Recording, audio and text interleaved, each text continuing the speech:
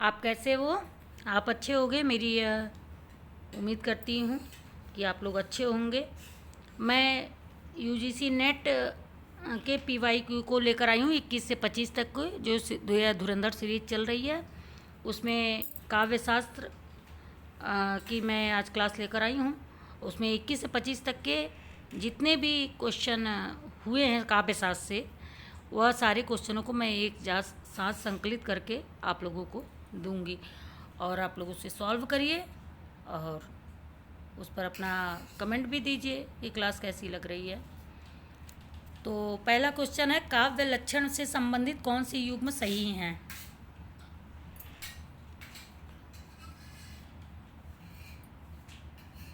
देखिए, शरीर तावद इष्टावच्छिन्नान पदावली, यह डंडी का है, यह बिल्कुल सही है। बी वाला शब्दार्थों सहितम काव्यम, ये भी सही है। बी और डी दोनों सही है। तो यहाँ पर ये चौथा वाला आंसर मान के चलिए कि सही है।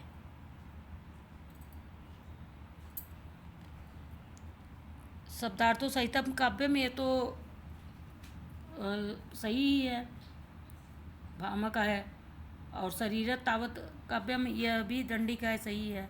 तो बी और डी सही है। मैं देखिए ज़्यादा इसमें आप लोगों को समझाऊंगी नहीं, इसके लिए मैं क्लास लेकर आऊँगी एग्ज़ाम के बाद, तो आप उस क्लास को वॉच करिएगा। लेकिन अभी मैं पीवाईक्यू करा रही हूँ, तो ये आप सॉल्व करेंगे खुद से। खो के आ, खो के आत्मगौरव स्वतंत्रता भी जीते, मृत्यु सुखदायक है वीरो इस जीने से। वियोगी हरि, इस पंक्ति में आर्थी व्यंजना का कौन सा प्रकार रूप है? यह दूसरे यूनिट में भी रखा जा सकता था, लेकिन चलिए, उसने दूसरे में कौन सा आर्थी व्यंजना है? बौद्धव्य श्रोतु वैशिष्ट आर्थी व्यंजना है, यही आंसर सही होगा। भारतीय काव्यशास्त्र सत्यदेव चौधरी के में आए भारतीय विद्वानों के कालक्रम के अनुसार पहले से बाद के क्रम में उन्हें व्यवस्थित कीजिए। तीसरा नंबर क्वेश्चन का आंसर आप लोग बताइए।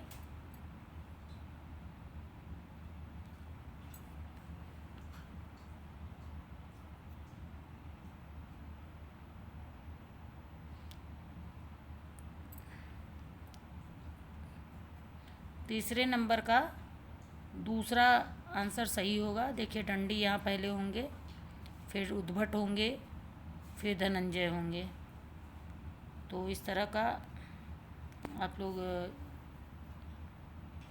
सॉल्व करते जाइए। आचार्य विश्वनाथ के रस का स्वरूप संबंधी रससूत्र सत्यवेंद्रक के आधार पर रस के वैशिष्ट को पहले से बाद के क्रम में व्यवस्थित कीजिए। चौथे नंबर का आंसर आप लोग दीजिए। इसमें सी वाला आंसर होगा। रस अखंड है, रस स्वप्रकाशित है, रस वेदांतर स्पर्श शून्य है, रस ब्रह्म स्वाद सहोदर है, रस आनंदमय है और एवं लोकोत्तर चमत्कार प्राण है। तो ये वाला आंसर इस तरह होगा, क्रम इसका बताना था। पंक्तियों को अलंकार से मिलाइए। पांचवा नंबर क्वेश्चन को आप लोग मिलाकर बताइए कौन सा सही है।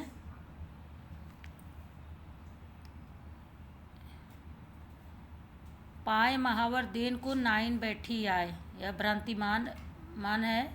फिर जानी महावर एड़ी मणित जाए, असमानस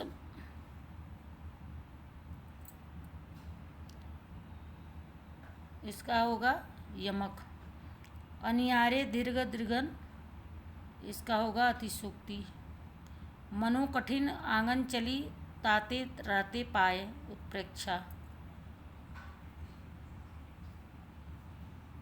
तो इसके अकॉर्डिंग आपको पाँचवें का आंसर आप लोगों का हो जाएगा यह 3। रसात्मकता के माध्यम कोटि को लक्ष्य में रखकर साधारणीकरण के प्रसंग में यह मान्यता किस विद्वान ने प्रस्तुत की? साधारणीकरण न तो आश्रय राम का होता है, न आलम्बन सीता का होता है, अपितु यह कवि की अनुभूति का होता है।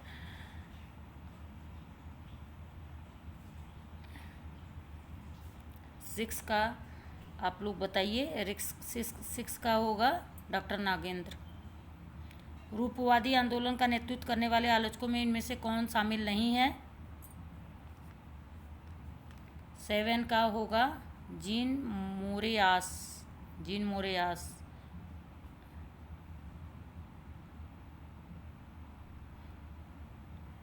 8वें नंबर का किसी देवता का प्रतीक सामने, ये देखिए बड़ा क्वेश्चन है, इसको आप लोग पढ़िए।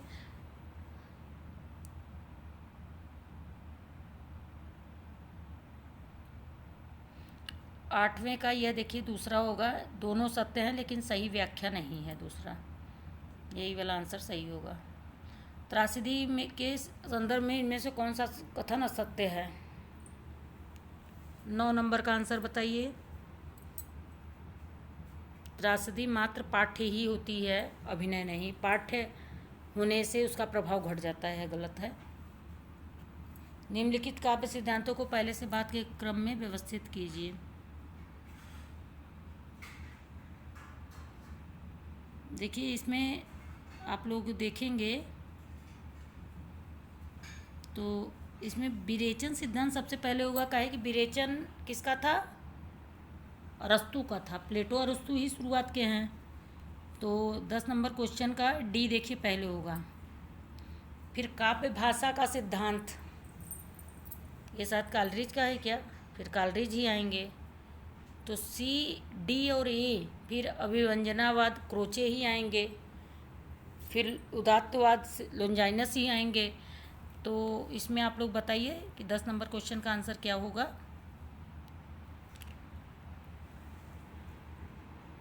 मूल्य सिद्धांत देखिए रिचर्ड का है, तो आप लोग जानते ही हैं। तो 10 नंबर का आंसर सी होगा। किस विचारक का संबंध रूसी रूपवाद से नहीं है? 11 का आंसर दीजिए। F.R. लेविस का नहीं है। निम्नलिखित में से कौन से युग्म सही हैं? क्रोचे का अभिव्यंजनावाद सही है। बर्ड्स का स्वतंत्रतावाद सही है। अरस्तु का त्रासदी क्या पूछा है? सही है पूछा है। तो बी तो सही ही है। क्रोचे का अभिव्यंजन, अरस्तु का, तो बी सी भी सही है। हाँ, ए बी सी सही है। तो 12 नंबर क्वेश्चन का आंसर बी होगा। आप लोग इस चीज़ को देख लीजिए। बिंब के संदर्भ में निम्नलिखित में से कौन सा कथन सही है? दृश्य बिंब आँख वाले होते हैं।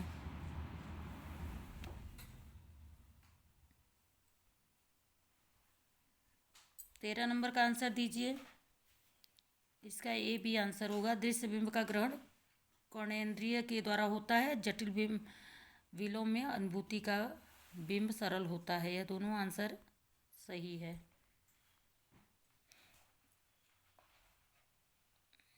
केवल अतीत ही वर्तमान के रूप को मर्यादित नहीं करता, वर्तमान भी अतीत को प्रभावित करता है। किसका कथन है? 14 का आंसर इलियट का कथन है। निम्नलिखित में से सही युग्म कौन से हैं? 15 का आंसर आप लोग दीजिए। 15 नंबर क्वेश्चन का आंसर कार्ल मार्क्स का द्वंद्वात्मक भौतिकतावाद है, सही है। और सार्त्र का अस्तित्ववाद भी सही है। और अरस्तु का विरेचन भी सही है। तो यहाँ ए बी डी हो जाएगा। सी वाला आंसर 15 का सी ही होगा। 16 नंबर का आंसर दीजिए। पाश्चात्य विचारकों में कालक्रम अनुसार लगाइए उनको। तो इलियट यहाँ सबसे पहले आएंगे, क्रोचे आएंगे पहले, क्रोचे आएंगे तब इलियट आएंगे। सी ए होगा। देखिए क्या हो इसमें, सी ए तो ऑप्शन ही नहीं दिया है। 16 का आंसर आप लोग बताइए। पहले किरकेगार्ड आएंगे, फिर नीत्शे आएंगे, किरकेगार्ड, फिर नीत्शे। तो यह डी वाला आंसर सही होगा।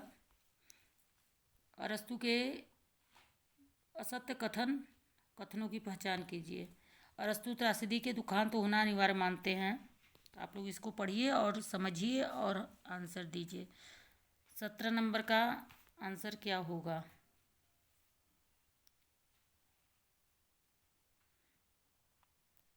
असत्य को छांटना है, इस चीज़ को ध्यान कर लीजिएगा, क्योंकि आजकल नकारात्मक लोग क्या कहते हैं उसे, नकारात्मकता लोगों में ज़्यादा है, तो इसलिए वो भी असत्य पूछता है। और लोग सोचते हैं क्वेश्चन हमेशा पॉजिटिव पूछता है, क्या होगा क्या होगा, प्रश्न इसी तरह पूछा जाता है, क्या नहीं होगा ये भी पूछता है। और इसी में बच्चे नहीं और असत्य सही पूछता है। इसमें कौन सा सही है? क्वेश्चन सही तो ये होता है, लेकिन आजकल टेक्निकल ढंग से बनता है। देखिए, असत्य जो ध्यान नहीं देगा तो अरस्तु का उसमें लगा देगा। तो 17 नंबर का आप लोग आंसर दे रहे हैं। तो इसमें है कि अरस्तु त्रासदी के लिए दुखांत होना अनिवार्य मानते थे, यह गलत है। अरस्तु का मानता है कि बिना चरित्र चित्रण के त्रासदी संभव नहीं है, किंतु कार्य व्यापार की अवहेलना की जा सकती है। दोनों ही क्वेश्चन ये गलत है, असत्य है। अरस्तु ने केवल गंभीर कार्य की स्वीकृति को त्रासदी का विषय माना, सही है ये। अरस्तु का विचार है कि त्रासदी कार्य अपने आप में पूर्ण होना चाहिए, भी सही है। और यह दोनों अरस्तु का सिद्धांत नहीं है, तो इसके अकॉर्डिंग ए और ई वाला असत्य है, यही सही आंसर है। कल्पना सिद्धांत के संबंध में निम्नलिखित में से कौन सा असत्य है? यह देखिए कौन सा असत्य है।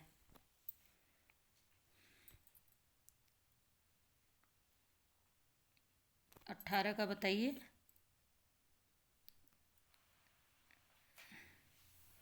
ए और सी असत्य है। कॉलरिज की कल्पना में प्रारंभिक विशेष दो भेद माने हैं, सही बात है। और विधायक कल्पना, गौड़ कल्पना, मुख्य कल्पना, इस तरह का है, सब सही है। यही दोनों असत्य को माना है। देखिए, इसमें क्वेश्चन भी हैं अच्छे खासे। तो आप लोग बड़ी क्लास, हम 2 क्लास करके अपना वो समय नहीं, और आप लोगों का समय नहीं जाया करना चाहते। हम एक क्लास में ही पूरे साहित्य शास्त्र को देना चाहते थे, इसलिए हम ज़्यादा सॉल्व नहीं करेंगे। आप लोग सोचिए, समझिए और आंसर दीजिए, नहीं तो फिर मैं तो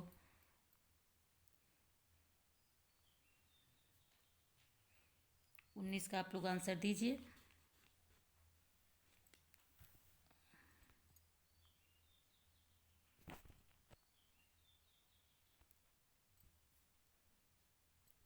उन्नीस का सी होगा। पहले फाउंडेशन ऑफ एस्थेटिक होगा, फिर the principle of the literary criticism होगा, फिर प्रैक्टिकल क्रिटिसिज्म होगा, फिर साइंस पोट्री होगा, तो फिलोसफी ऑफ द रेटोरिक होगा। सी वाला आंसर होगा। 20 नंबर का आंसर आप लोग दीजिए। यह बड़ा क्वेश्चन है, इसे पढ़िए। मिथक के बारे में इसमें पूछा है। देखिए, इसी में समय सबसे ज़्यादा लगता है भाई। बच्चा पढ़ेगा, क्वेश्चन पढ़ने में भी ध्यान देना है, फिर सारे पॉइंट पढ़िए, फिर उसके बाद ऑप्शन खोजिए सही, कौन कौन सा गलत है, फिर उसके बाद तो इससे समय जाता है। और बहुत से बच्चे समय के अभाव में ही आंसर नहीं दे पाते हैं। इसके लिए आपने क्वेश्चन के जब बढ़ाया है, शब्दों को बढ़ाया है, तो एक लेके लघुत्तरी क्वेश्चन पूरा लिख देते हैं 60-50 नंबर शब्दों का। लेकिन उसे पढ़ने का, समझने का समय होना चाहिए ना। तो आधे घंटे का इन्हें समय बढ़ाना चाहिए, लेकिन एनटीए वाले नहीं बढ़ाएंगे भाई। एनटीए है, क्यों बढ़ाएंगे। 20 नंबर का आप लोग आंसर दीजिए। यहाँ देखिए, बी, सी और ई वाला होगा। बी, सी और ई। तो हमें नहीं बढ़ाना है, एनटीए हमें नहीं बनना है।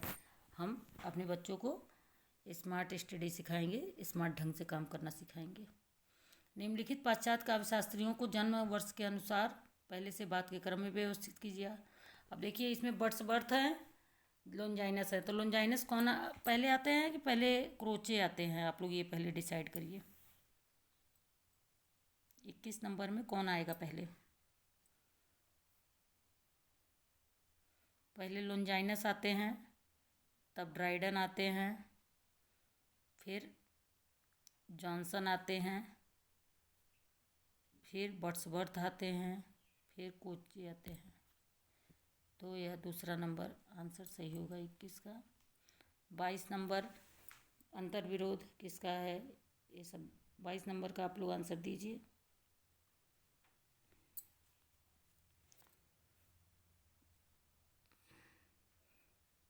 अंतर विरोध क्लिंसबर्ग, अनेकार्थ विलियम एम्पासन, तनाव एलन टेंट, विरोधाभास रॉबर्ट पेन वारेन। तो यह पहला नंबर ही हो जाएगा, यही वाला इसका होगा आंसर। पेरिप्सोस एक असाधारण लेख है, लोनजाइनस के संबंध में यह किस विद्वान का है?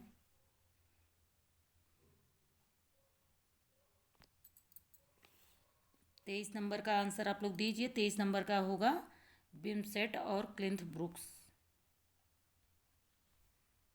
अरस्तु के त्रासदी सिद्धांत के अंगों का सही क्रम, ये देखिए बहुत अच्छा क्वेश्चन है और बहुत पहले क्या आता है? कथानक पहले आएगा शायद, फिर चरित्र आता है, फिर उनके विचार आता है, फिर पद योजना आता है, फिर गीत आता है। तो शायद डी वाला होगा, 24 का डी होगा। आप लोग देखते रहिए मैं क्या आंसर दूंगी। 24 का डी होगा। 24 का डी। 25 नंबर का आंसर आप लोग दीजिए।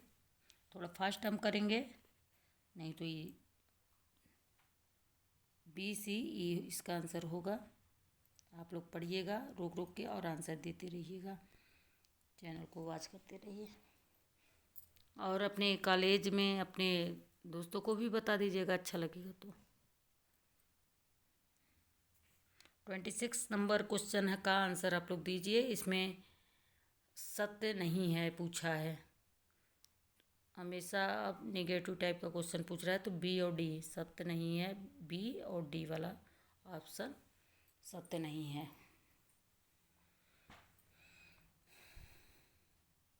परिपोइतिकेस किसका है? यह आप लोग जानते होंगे। परिपोइतिकेस अरस्तु का है, बहुत इजी क्वेश्चन। लिटरेरिया किसका है? कॉलरिज का।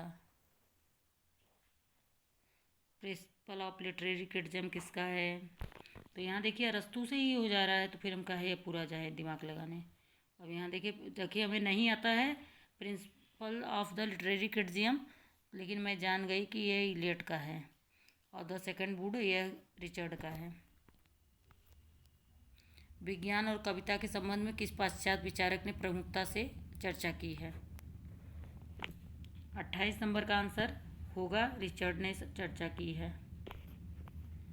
किस काव्यशास्त्री ने काव्य स्वादन की अंतिम स्थिति को भोजक माना है?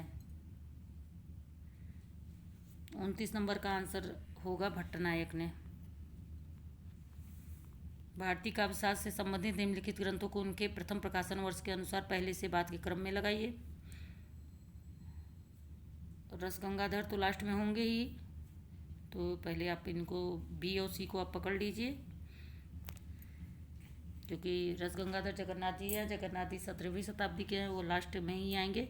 तो 30 नंबर का आप लोग आंसर दीजिए। 30 नंबर का आंसर सी होगा।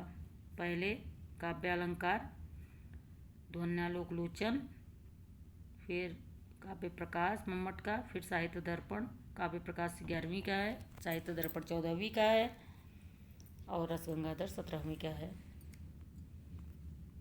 इसमें से कौन 13वीं सदी में प्रमुख काव्यशास्त्री के रूप में प्रसिद्ध हुए थे?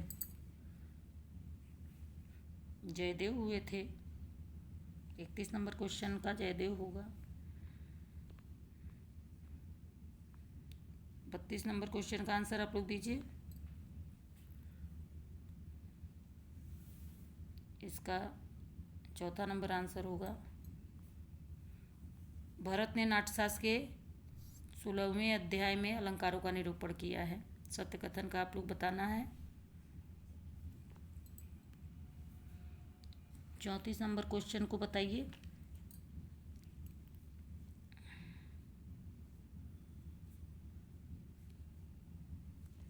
इसमें देखिए ए बी मतलब ए पहला ऑप्शन, दूसरा ऑप्शन, तीसरा और चौथा सब सही है, तो इसके अकॉर्डिंग यह दोनों ऑप्शन सही था। आयोग ने इसे 2 ऑप्शन सही माना है। भानुदत्त की रचना क्या है? 35 नंबर क्वेश्चन का आंसर दीजिए। यह बी होगा। इसमें देखिए मैं समझाने के चक्कर में क्वेश्चन वैदर्भी रीति में सत्य कथन इसको छटिए। इसमें 36 नंबर क्वेश्चन पे इसमें डी होगा, दूसरा, चौथा और पांचवा। विज्ञान और कविता पुस्तक के लेखक कौन है? 37 का आंसर आप लोग दीजिए। जैसे साइंस एंड द पोएट्री, ये रिचर्ड आते हैं। विज्ञान और कविता पूछ लेगा तो विज्ञान को क्या कहा जाता है? साइंस, और कविता को क्या कहा जाता है? पोएट्री। तो इससे भी आप लोग पूर्ण का क्लासिक कृति जिसमें मानव किसी मानव का पूर्ण शक्ति निहित हो, यह किसका है? 38 का आंसर इलियट का ही है। पाश्चात्य काव्य चिंतकों को उनके जन्म वर्ष के अनुसार पहले से बाद के क्रम में लगाइए। 39 में कौन से? डी नंबर आंसर होगा। 40 नंबर क्वेश्चन में कौन सा सही होगा? इसमें दोनों सही होगा। देखिए मैं आंसर बताती चल रही हूँ, आप लोग हम बोलेंगे तो बहुत ज़्यादा वो नहीं, आप लोग समझ नहीं पाएंगे, क्योंकि यह आपके सोचने की। कुंतक सम्मत वक्रोक्ति के वेदों में निम्नलिखित में से कौन सही एक नहीं है?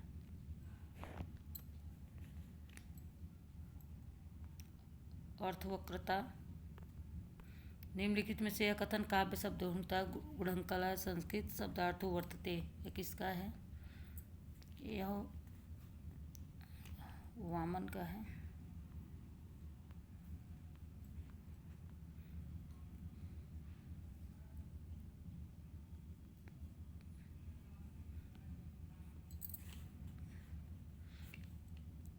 फोर्टी 43 का आंसर देखिए, जयदेव 13वीं, विश्वनाथ 14वीं, धनंजय 10वीं, हेमचंद 12वीं। 44 का आंसर होगा ये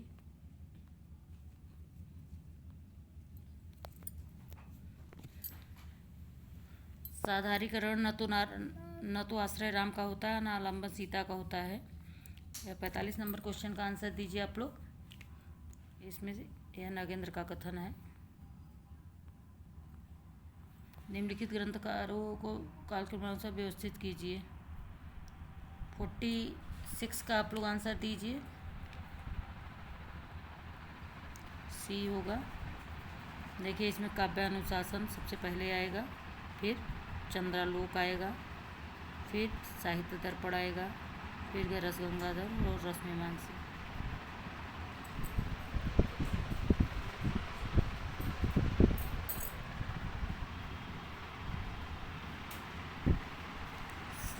सैंतालीस नंबर आंसर आप लोग दीजिए।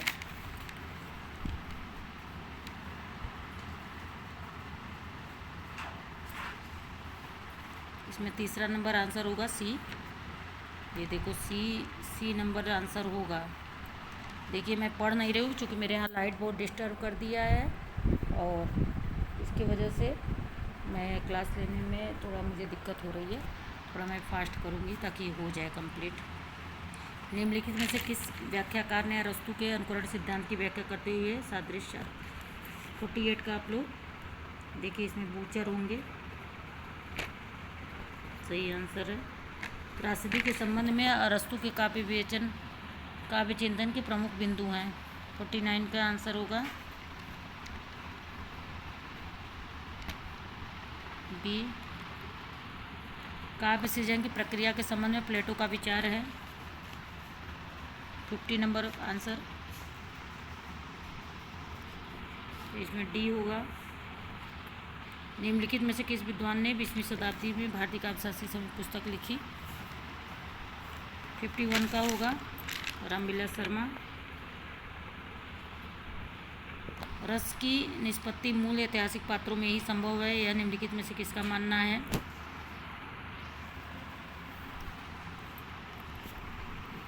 ए लोल्लट का। आचार्य क्षेमेंद्र ने, यह पढ़ के आप लोग आंसर दीजिए। 53 नंबर का डी नंबर होगा। 27 माने हैं और चित्त के भी 27 माने हैं। मूल धातु से संबंधित वक्रता को क्या कहा जाता है? 54 का पद पूर्वार्ध वक्रता। काव्य दोष संबंधित सही उदाहरण है। यह देखिए पहली बार आप लोगों ने इसे देखा होगा एनटीए के एग्ज़ाम में। 55 नंबर का आंसर आप लोग बताइए। इसका बी वाला आंसर होगा। 56 नंबर काव्य रीति के संबंध में सही कथन है।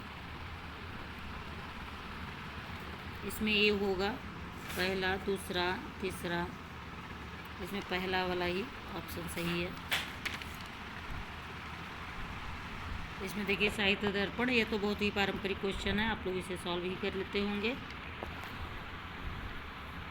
तो यहाँ चौथे पे पहला सी वाला ही होगा। 57 नंबर पर सी वाला ये ऑप्शन है सही। लिरिकल बैलेट्स 1978 किन दो कवियों की है? यह वर्ड्सवर्थ और कॉलरिज की है। वैज्ञानिक ज्ञान आख्यान के विरोध और द्वंद्व संबंधी किस चिंतक ने विचार किया? लियोटार्ड ने। द्वंद्व सिद्धांत किसका है? द्वंद्वात्मक लियोटार्ड का है। 59 और बी होगा। फिर 60 नंबर का कल्पना के संबंध में कॉलरिज के कथनों पर विचार कीजिए। 60 नंबर का आंसर आप लोग क्या दे रहे हैं? यह बी नंबर होगा। लक्षणा मूल ध्वनि का भेद है। अर्थांतरवाच्य क्रमिक ध्वनि, यही आंसर होगा। लक्षणा मूल ध्वनि के भेद हैं।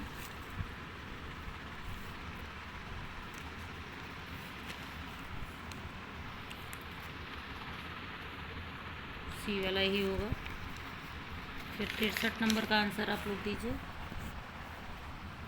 भामा ने समस्त अलंकारों का मूल किस को माना है? वक्रोक्ति को। 64 नंबर क्वेश्चन का आंसर दीजिए। इसका पहला ही होगा, आप लोग सॉल्व करिएगा। बिंब और प्रतीक पर आधारित कथनों पर विचार कीजिए। इसमें सही आंसर दीजिए। 65 नंबर क्वेश्चन का आंसर दीजिए। इसका बी वाला आंसर सही होगा। सुमेलित कीजिए। अब यहाँ देखिए परिपोत के सरस्तु का हो गया, तो सी पे पहला इसी में है, तो यहीं से हो जाएगा ये वाला। इलियट की दृष्टि में परंपरा की व्यापक अर्थवत्ता। 67 का आंसर दीजिए।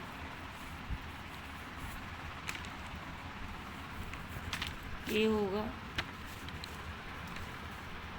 कविता की भाषा विरोधाभास की भाषा होती है, ये कथन किसका है? ब्रुक्स का है। टी.एस. इलियट की आलोचना की विशेषता में शामिल है। 69।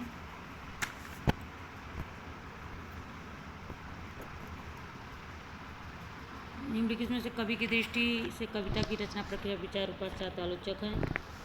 70 नंबर क्वेश्चन का आंसर है सी नंबर वर्ड्सवर्थ। 71 का होगा। देखिए ये वाला पहले भी क्वेश्चन आ चुका है, एक 71 का सी होगा। कथानक, चरित्र, विचार, पद योजना, इसमें एकदम बिल्कुल जैसा होना चाहिए वैसा क्रम से दे दिया। विभ्रम और यथार्थ इल्यूजन किसका है? जॉर्ज लुकास का है, कार्डवेल का है। कन्फ्यूजन है तो यह कार्डवेल का है। निम्नलिखित में से किसकी पुस्तक का नाम द्वंद्ववादी तर्क की समीक्षा रीजन है? 73 का आंसर कौन सा होगा? सात की पुस्तक है। सलक्ष्य क्रम ध्वनि के भेद हैं।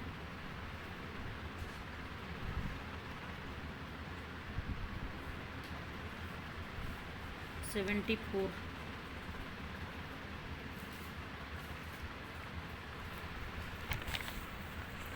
74 का आंसर होगा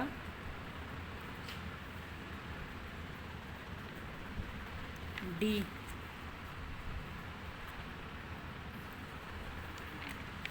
तो 200 शब्दांश या किसका है? 75 का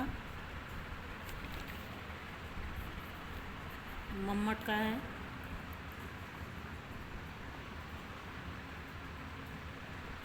76 का कौन सा आंसर है? 76 का बी होगा।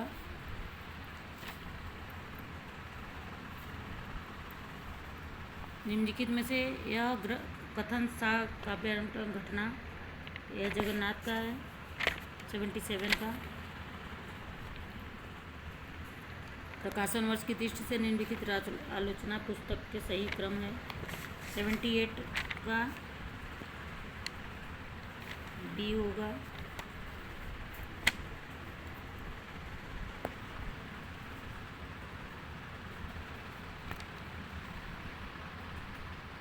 सेवेंटी 79 का आंसर होगा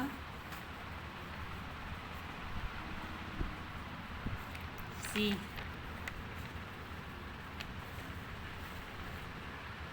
निम्नलिखित में से सुपरमैन की कल्पना किसने की है? कौन से अस्तित्ववादी? 80 का आंसर दीजिए। नीत्शे ने की है सुपरमैन की कल्पना। प्लेटो के निम्नलिखित ग्रंथों की आलोचनात्मक सामग्री की दृष्टि से कौन सा ग्रंथ अधिक उपादेय नहीं है? 81 का ए होगा एलिब्रुस। 82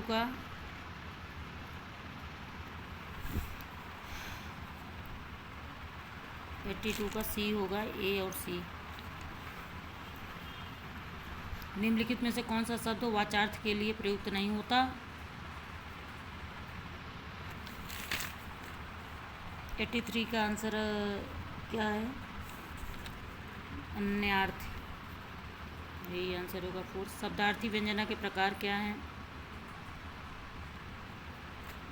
84 का आंसर बी। यह कथन शक्ति व्युत्पत्ति अभ्यास समन्वित रूप में काव्य हेतु निम्नलिखित में से किसका कथन है? 85 का आप लोग आंसर दीजिए। यह मम्मट का कथन है। निम्नलिखित में से किस आचार्य ने रीति का एक भेद अवंती माना है? भोज ने। शब्दार्थ अर्थ ये 78 का 87 का आंसर आप लोग बताइए। 87 का राजशेखर का यह कथन है। देखिए इसको कम पूछा जाता है तो कन्फ्यूजन हो जाएगा, तो राजशेखर का आप लोग याद तो ये नया है। निम्नलिखित ग्रंथों को कालक्रमानुसार व्यवस्थित कीजिए। 88 का आंसर बी। निम्नलिखित में से कौन से दो ग्रंथ विशेष रूप से रस से संबंधित हैं? 89 का आप लोग आंसर दीजिए। 89 का आंसर ये देखिए 10 रूपक और साहित्य दर्पण, यह रस से संबंधित हैं। ए नंबर होगा 89 का। और अंडरस्टैंडिंग पोएट्री पुस्तक के लेखक, पहले देखिए बहुत ही वन लाइनर क्वेश्चन आते थे, अब उधर देखिए जो 25, 24, 23 से थोड़ा सा क्वेश्चन का बढ़ता जा रहा है। 86 90 नंबर क्वेश्चन का आंसर आप लोग दीजिए।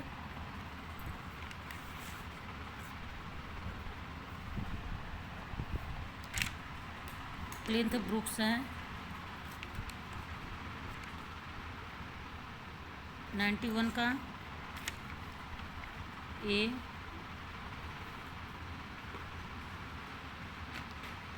92 का टॉमस स्टर्न एलियट के अनुसार परंपरा है जीवन संस्कृति का एक अंश, डी वाला आंसर होगा। 93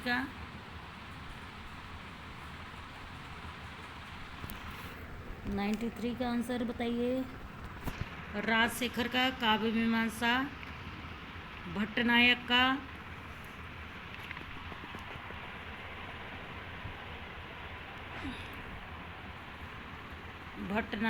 हृदय दर्पण, विश्वनाथ का साहित्य दर्पण, अभिनव गुप्त का अभिनव भारती। तो यह बी वाला आंसर सही हो जाएगा। निम्नलिखित में से कथन इष्टाभिधेय वक्रोक्ति वाचा किसका कथन है? 94 का आंसर आप लोग दीजिए। इसमें कुल 98 क्वेश्चन निकले हुए हैं, मैं छाटी हूँ जहाँ तक, तो उसमें 98 क्वेश्चन ही आए हैं। अभी 21 से जो 25 तक का क्वेश्चन सॉल्व हुआ है दिसंबर तक का। तो ये आप 94 नंबर क्वेश्चन का आंसर भामा का यह है। निम्नलिखित में से भोजराज की पुस्तक है, श्रृंगार प्रकाश है, 95 का डी, और 96 का कॉलरिज का ग्रंथ है लेक्चर ऑन द शेक्सपियर, यही कॉलरिज की पुस्तक है। और निम्नलिखित ग्रंथों का सही अनुक्रम है 97 का रिपब्लिक, पहले ही हो जाएगा क्योंकि रिपब्लिक प्लेटो का है और पहले में ही पहला इसी में है, तो ए नंबर हो जाएगा। आचार्य क्षेमेंद्र के ग्रंथों का नाम है